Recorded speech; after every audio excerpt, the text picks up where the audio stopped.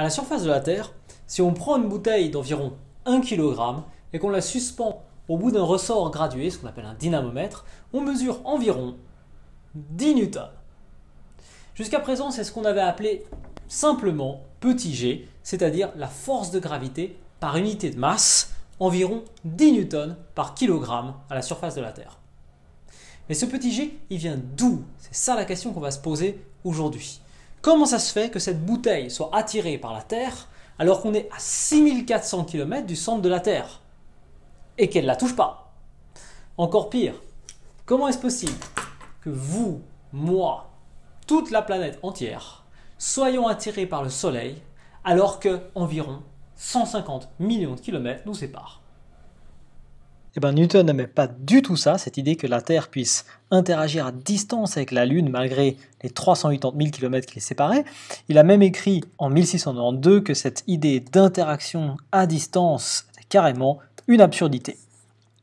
Il fallut attendre plus d'un siècle après, le génie de Michael Faraday, quelqu'un qui avait beaucoup d'imagination, qui étudiait à cette époque l'interaction à distance entre aimants dans l'électromagnétisme, et il imagina que toute masse dans l'espace, comme la Terre, génère autour d'elle une sorte d'aura qui s'étend dans l'espace, qu'il a appelé un champ gravitationnel. Pourquoi? Imaginez que vous puissiez vous téléporter dans une boîte, une cabine téléphonique anglaise, à une certaine distance r du centre de la Terre, comme ça.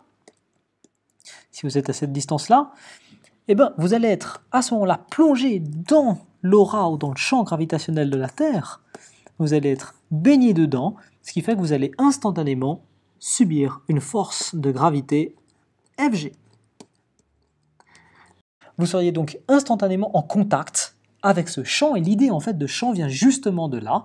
Vous êtes en contact avec ce champ étendu, exactement comme vous pourriez être couché en fait dans un champ de blé et sentir ce champ de blé. Ça c'est bien pour l'idée conceptuelle de cette aura gravitationnelle, mais comment est-ce qu'on pourrait la formuler mathématiquement? Alors, on connaît la loi de la gravitation universelle, on sait exprimer la grandeur de cette force, Fg, qui est égal, voilà, ici on a le produit des masses par troisième loi de Newton, et 1 sur R au carré. Eh bien, si on veut définir le champ gravitationnel qui est généré par la masse de la Terre, qu'on appelle en général masse source de champ grand M, il ne faut pas que cette expression mathématique ne dépende de la masse petit m qui subit la force, c'est-à-dire qui est plongée dans le champ. Bon, on va faire un truc très simple. On va s'affranchir du petit m, c'est-à-dire qu'on va diviser la force de gravité par petit m. On va donc obtenir une grandeur qui va avoir des unités de newton par kilogramme, exactement comme le petit g qu'on avait déjà utilisé avant.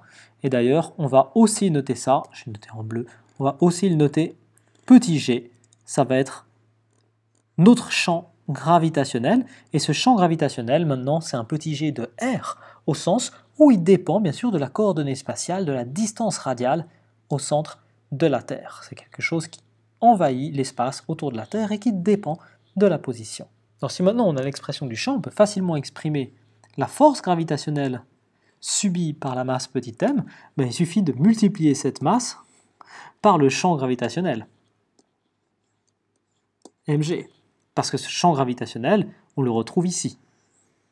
Cette formule mathématique, on peut la traduire en français simplement en disant que la force de gravité, c'est la force que ressent la masse petit m lorsqu'elle est plongée dans le champ gravitationnel petit g à une certaine distance r, et c'est donc l'interaction entre cette masse et le champ gravitationnel. Alors ce qu'on voit ici, c'est que finalement, c'est la partie champ gravitationnel de la loi de gravitation universelle qui dépend de la distance au carré. Donc c'est le champ gravitationnel qui s'étend dans l'espace et qui diminue en grandeur en 1 sur r carré de manière isotrope. Donc c'est le champ gravitationnel qui a une symétrie sphérique. Et ça, c'est une conséquence importante pour expliquer les effets de marée. On a toujours eu un petit problème pour expliquer les effets de marée sur Terre parce qu'on sait qu'ils sont dus à la Lune, mais on s'est toujours demandé pourquoi il n'y a pas qu'une seule bosse sur Terre du côté proche de la Lune, c'est-à-dire dans le sens de la force exercée par la Lune.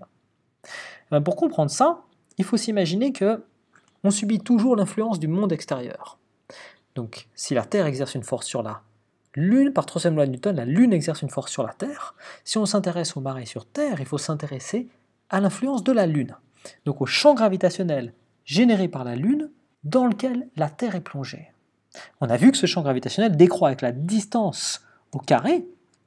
Donc si j'ai un axe ici de distance qui part depuis le centre de la Lune et qui dépasse la Terre ici, si ça c'est mon axe R, ces deux masses d'océan de part et d'autre de la Terre vont être plongées dans des champs gravitationnels d'intensité différentes, puisque le champ décroît en 1 sur R carré, et les masses d'eau de part et d'autre de la Terre vont donc subir des forces différentes.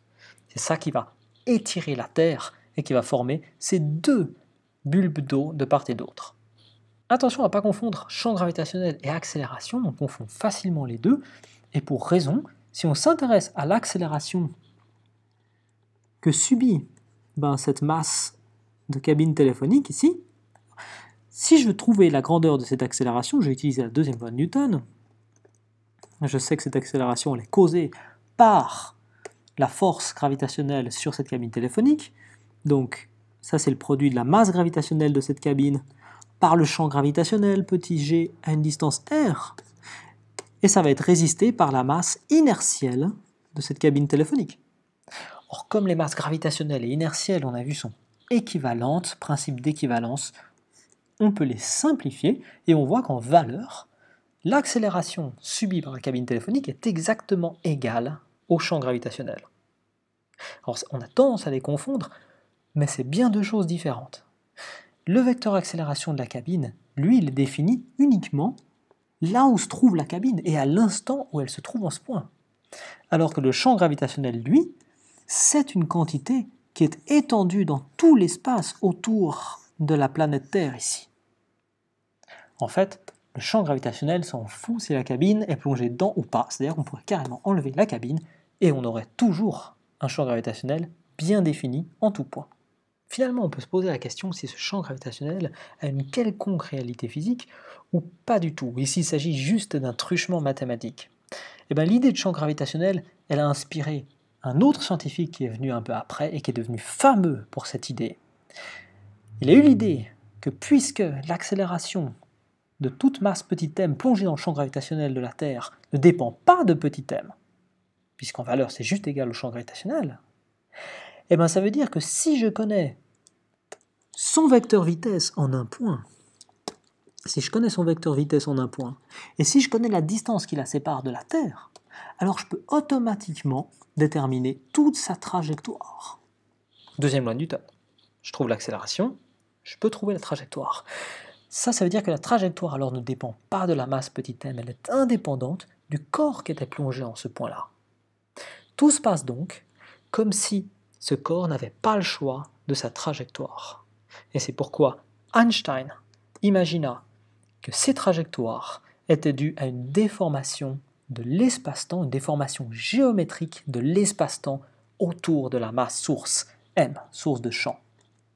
Et c'est à cause de cette déformation géométrique que tout corps, que ce soit une cabine téléphonique ou un satellite qui est plongé dans cet espace-temps déformé, va subir la même accélération et donc, pour autant qu'ils aient la même vitesse en un point donné, ils vont avoir exactement la même trajectoire.